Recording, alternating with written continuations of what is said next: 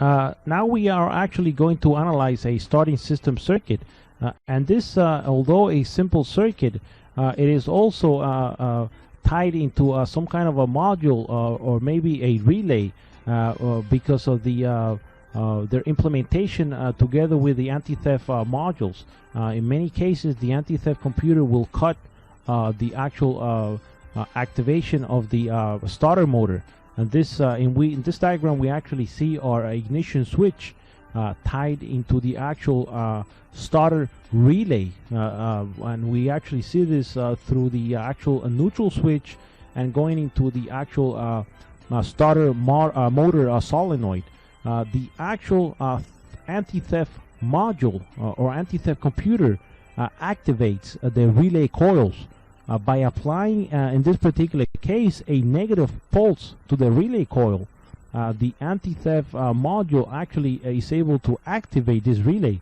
If you look at the starter relay, one side of it, of the coil in terminals 85, you actually see that one side is connected to the anti-theft module and the other side is actually connected to the actual ignition switch.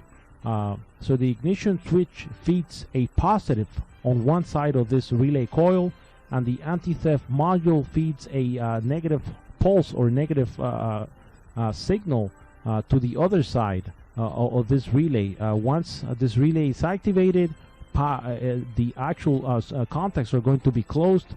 Power is going to be sent down from the fuse to the actual through the neutral switch, and it's going to activate the motor.